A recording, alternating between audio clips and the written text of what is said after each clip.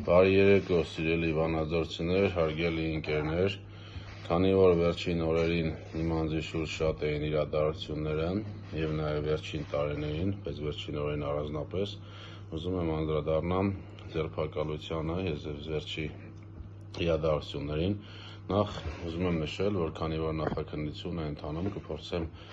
այնպես ներկայացնել, որպեսզի չխանգարեմ նախագծության ընթացքին, հույս ունենալով, որ կարողանամ ներկայացնել մանրամասն, որքան հնարավոր է մաքսիմալ մեծ տեղեկատվություն։ Նախ ասեմ, որ Վանաձորի համայնքապետարանի եկամուտների հավաքագրման եւ հաշվառման բաժնի պետ եմ նշանակվել 2022 թվականի հունիսի 1-ին։ Իդեպ այդ նշանակումից անմիջապես հետո երբ սկսել եմ աշխատել 1 տարի անց Վանաձորի համայնքապետարանը արդեն իսկ հավաքագրման գումարները նախկին տարիների համեմատ 800 միլիոն դրամով ավել հավաքագրում է իրականացրել, ինչը նաև ապացուցվել է թվերի միջոցով եւ կատարվող աշխատանքներով։ 22 թվականին ընդունվելով տվյալ բաժնի պետ եւ աշխատելով արդեն 23 թվականի նոյեմբերի 15-ին, երբ տեղի ունեցավ իմ առաջի, այսպես ասած, հարձակումը իմ բաժնի եւ իմ վրա եւ այդ ձերբակալությունը եւ խոզարկությունները, այդ ժամանակ պարզաբանվեց, որ նշանակվելուց անմիջապես հետո ես գտնվել եմ ազգային անվտանգության ծառայության կողմից արտաքին եւ ներքին դիտման տակ եւ անմիջապես հետո նշանակելով այդ արտաքին եւ ներքին դիտումը մոտ 1 տարի գտնվել եմ իրենց հսկողության տակ եւ աշխատասենյակում եւ դրսում նկարահանվել է իմ ամբողջ շարժը եւ մոտ 1 տարի այդ ամեն ինչը հետևելուց հետո 23 թվականի նոյեմբերի 15-ին երբ խոզարկություններ կատարվեց, ինձ տեղեկացվեց, որ բաժնում առկա են վարձակալական ինչ-ինչ խնդիրներ, որոնք իմ եւ 7 աշխատակիցների հետ կապված հարուցվեց քրեական գործ։ Խոզարկությունները արվեց, իրենք գնացին իրենց գործերով, ես շարունակեցի աշխատել։ 23 թվականի աշխատելով, այդ 1 օր անցնելով, ես շարունակել եմ հետո 2 տարի աշխատել այդ տվյալ բաժնի պետ։ Բնականon ընթացքով աշխատանքները գնացել են, արգրավել են համակարգիչներ, որևէ գործողություններ չեն կատարվել եւ այդ ամբողջ ընթացքում բաժինը բնականon աշխատանքի իրականացել, չնայած այն հանգամանքին, որ առանց պատճառների արգրավեցին բաժնի բոլոր համակարգիչները։ Արդեն 25 թվականի նոյեմբերի 19-ին, այսինքն գրեթե տվյալ խոզարկությունից եւ գործը հարուցելուց 2 տարի անց, այն ժամանակաշրջանում, երբ արդեն քննարկում էր ավականու նիստերի կայացման, չկայացման հարցերը, տեղի ունեցավ հերթական ձերբակալությունը, որը բոլորիդ տեղյակ է, որ իմ աշխատասենյակում ձերբակալվեցի եւ տեղափոխվեցի Հայաստանի Հանրապետության հակակոռուպցիոն կոմիտե կալանավորման հիմքով դատարան ներկայացնելու համար։ Ասեմ, այդ գործերի ընթացքը եւ 2 տարի ոչինչ չէր արվել եւ այդ 2 տարվա ընթացքում իրենք տեսել են, թե նախկին ինչ դիտումներ կա, ինչ բավարար նյութեր կա կամ անբավարար նյութեր կա իմ հետ կապված, այդ նոր գործը, որ առանձնացվել էր, նրանց հետ ընդհանրապես կապ չուներ։ Կաշառքի գործ էր, որը ինձ համար դա ծիծաղելի է, որովհետեւ այդ տվյալ պարագայում կաշառքի թեմա չէր կարող լինել, որովհետեւ կաշառքը տվող անձը ըստ ենթադրելի տվող անձը եւ ես որևէ առնչություն գործնականում իրար հետ չունեինք եւ ներկայացվեցի հակակոռուպցիոն կոմիտե, ձերբակալվեցի, հերթական անգամ, երկրորդ անգամ արգրավեցին իմ մոտ եղած հեռախոսները, գումարը եւ ներկայացվեցին գիշերը դատարան կալանք կիրառելու համար։ Բարեբախտաբար ես վստահում եմ արդարադատությանը եւ դատարաններին եւ ներկայացվելով դատարան կալանքի որոշման համար դատարանը մերժեց, քանի որ բավարար հիմքեր չկային նման որոշում կայացնելու համար, դատարանը մերժեց եւ ինձ ազատ արձակեց անմիջապես դատարանի դահլիճից, որովհետեւ այն տեսակ ձայնագրությունը, որը նկարահանվել էր իմ աշխատասենյակում եւ որի հիմքով ինձ կալանավորելու համար միջնորդություն է ներկայացրել, այնտեղ նույնիսկ գումար չէր երևում եւ մարդը չկար այդ մարդը, որ այդ գումարը ինձ տվել էր, հետեւաբար դատարանը մերժեց եւ ինձ ազատ արձակեց անմիջապես դատարանի դահլիճից։ Դա 25 թվականի նոյեմբերի 19-ի ձերբակալության մասին, երբ ամբողջ համացանցը թնդում էր, թե Արմեն Այվազյանին ձերբակալել են կաշառքի գործով, չգիտեմ ինչի գործով, ընդհանրապես ասեմ, որ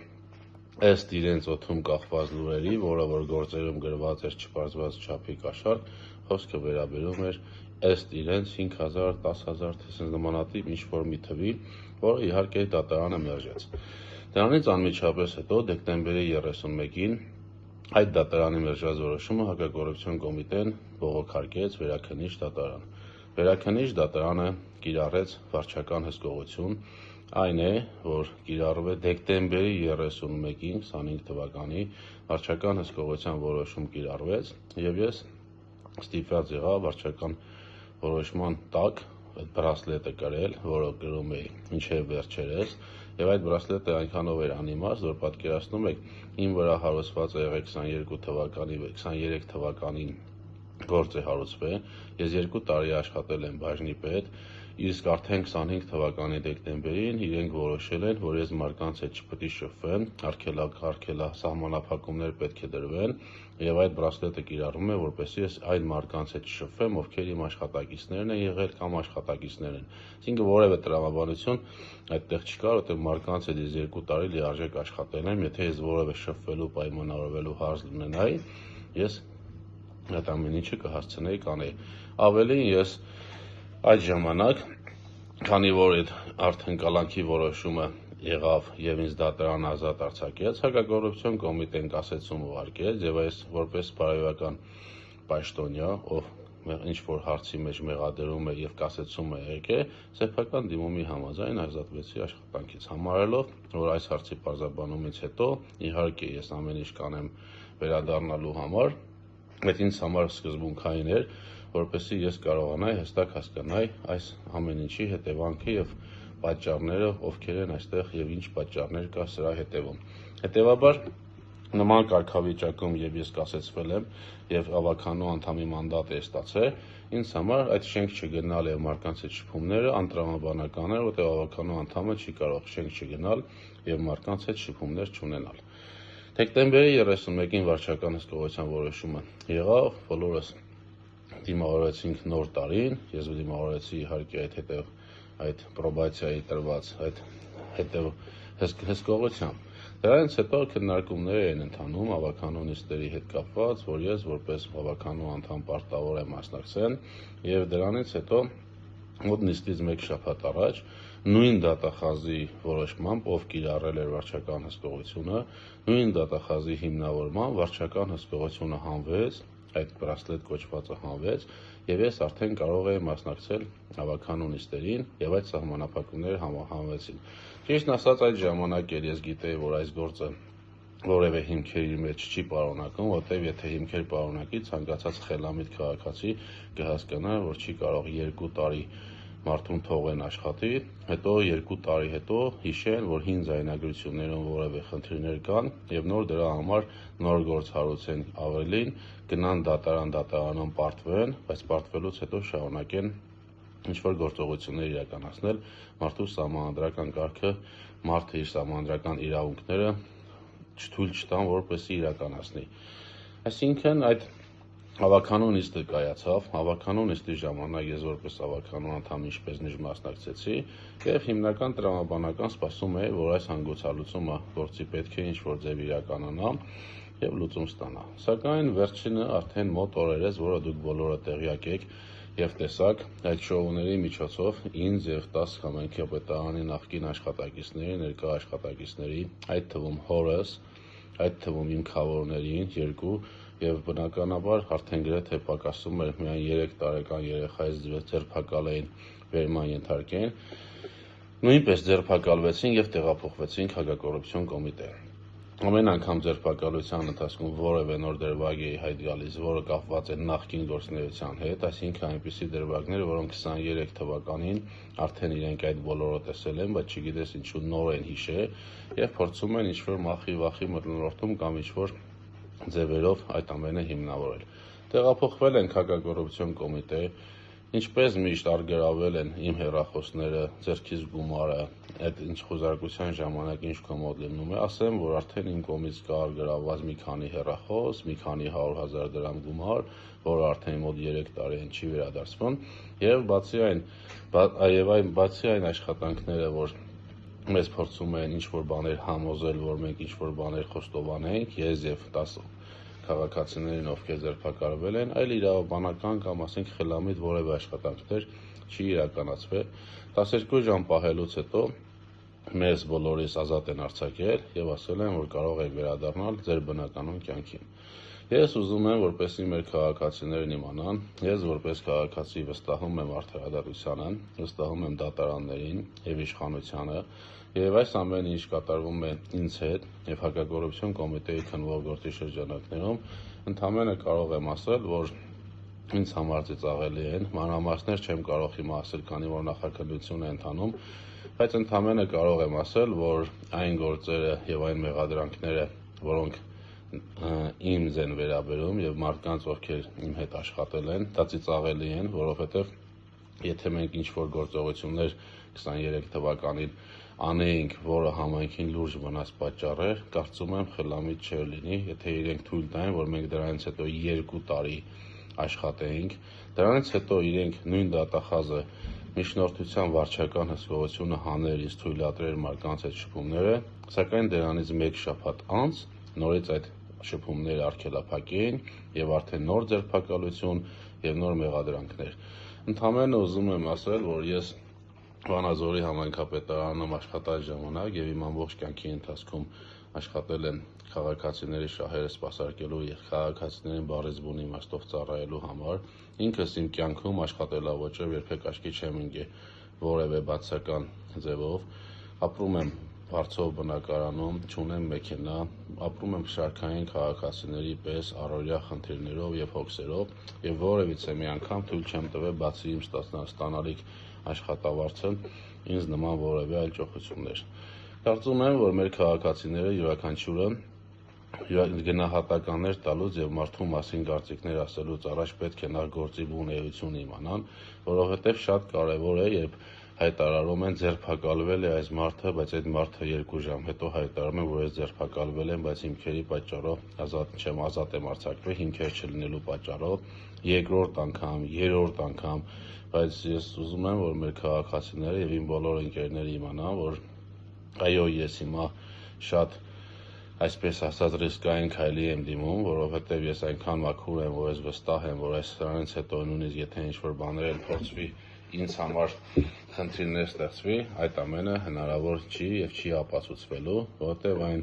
հնչեղությունը, որ տրվում է, որ այն կաշառ կանոնը, որ տրվում է, այդտեղ կարեւոր է նաեւ այդ կաշառքների եւ այդ շինծու գործերի գումարները, եթե 5000, 10000 դրամ կաշառք են մեջ են մեղադրում մի բաժնի պետի, ով տարեկան 1 միլիարդ 800 միլիոն գումար է հավաքում եւ ամբողջ քաղաքի տնտեսվարողների հետ է պայքարում այդ գումարների հավաքագրման համար եւ այդ 5-10 հազարներ չեն կարողանում հիմնավորել, կարծում եմ գնահատականները արդեն հասարակությունը կտա եւ ավելին կուզեմ նաեւ մեր հասարակությունը եւ բոլորը իմանան, որ այս պայքարում ես չեմ խոսել երբեք, որևէ գնահատականներ չեմ տվել, սպասել եմ, որպես իրավապահ մարմինները իրենց գործողությունները կատարեն, բայց ուզում եմ շեշտել, որ ցանկացած գործողություն, որը հիմա կատարվում է, վերաբերում է 23 թվականի 1 տարվա ընթացքում ամբողջովին ինձ հսկողության տակ վերցրած բոլոր իմ շարժը, թե դրսում, թե աշխատասենյակում նկարահանված կա եւ այդքան ամենը նկարահանելուց եւ այդ ամենը տարածելուց եւ այդ ամենը հսկողություն անելուց հետո կարծում եմ, եթե նույնիսկ իրենք ինչ-որ 5000 կամ 10000 դրամանոց դրվագներ են ի հայտ բերել, ինձ պետք է պատվոգիր տային, ոչ թե նմանատիպ վարկաբեկեին եւ դառնայի Հայաստանի Հանրապետության ամենաշատ քննարկվող մարկանցից մեկը։ Սիրելի ընկերներ, սիրելի վանաձորցիներ, հավաստիացնում եմ ձեզ, որ ես ապրում եմ սովորական քաղաքացու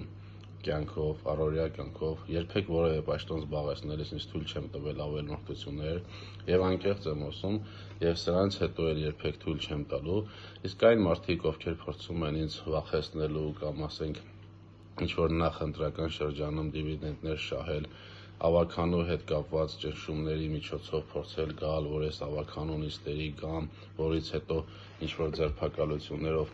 ինձ վախեցնել, ես ընդհանրապես կասեմ, որ ես հումորով եմ վերաբերում ձեզ, եթե այդպիսի մարդիկ, ովքեր չարական մարդիկ, ովքեր ինձ նման դեպքերում